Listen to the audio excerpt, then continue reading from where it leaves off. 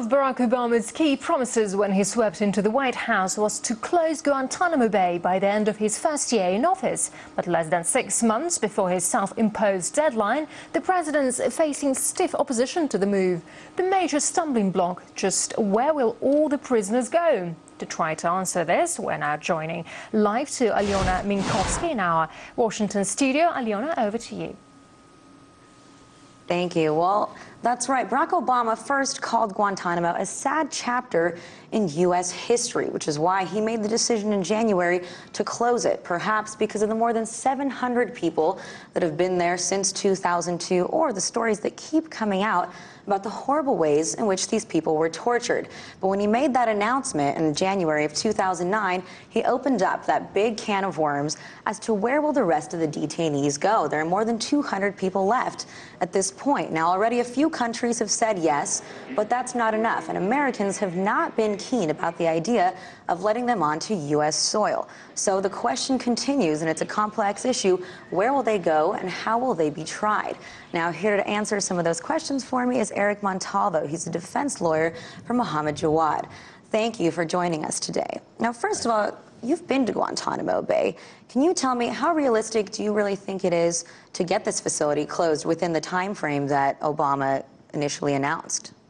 Well, I think the bigger context is, why do you want to close Guantanamo? And that'll answer some of the questions. You know, the big issue is Guantanamo is a symbol. And it's a symbol of the Bush administration policies and the detention in the war on terror. And the issue for us is, why do we want to close Guantanamo? And the answer that I believe the president is looking at is the symbolism of what Guantanamo represents, as you alluded to, the abuses and such. What we're looking at now, though, is, if we move these people into the United States, does that solve the problem? If we litigate in a different court, does that solve the problem? The answer is no.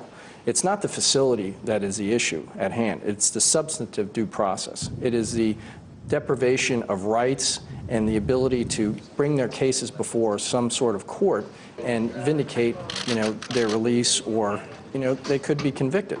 So it's, what does the future hold for each of these persons? If I'm sitting down in Guantanamo and I'm not, nobody's looking at my case for 7 years, that's, unsatisfactory. U.S. citizens have a right to speedy trial. These people have a right to be reviewed in a timely process. And are the complexities individual? Is that also one of the problems of how each of these people is going to be tried? Because they each have a different background, each have a different story. Right. And even before, there was the problem that a lot of them didn't even have thorough information as to why they were being held in the first place, right? Exactly. So what you have is, you have, as you say, different categories of personnel. You have different categories of cases. You have different country issues. It's just a big hornet's nest. And so why do we want to throw another issue on top of this? Not to mention the fact that taxpayers have already purchased this facility. It's a state-of-the-art federal facility down in Guantanamo.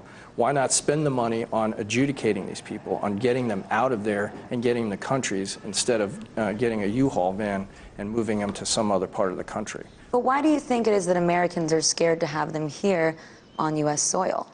Well, I think there are consequences of having up to, I heard the number, 60 detainees being prosecuted within the United States. These are unfunded mandates. You bring this person into a penal system.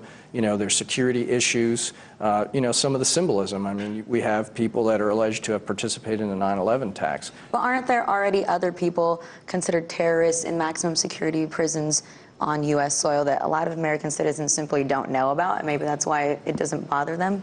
Well, I mean, you don't know everybody who's living in the prison next to you, but what you're doing is, there is not going to be the anonymity in this regard. People are going to know about where these people are going and who they are and what they represent, and the U.S. has done a poor job of identifying the fact that we're going to be going after at least 60 people that we believe to be known terrorists. So there's not going to be any mystery about having them, living down the road. Yeah, well, it's obviously an issue that will continue to take some time as they decide where all these detainees will go and how each individual will be tried. We'll keep talking about it here in Washington, and back over to you in Moscow for now. All right, Aliona, thank you very much indeed for that interview.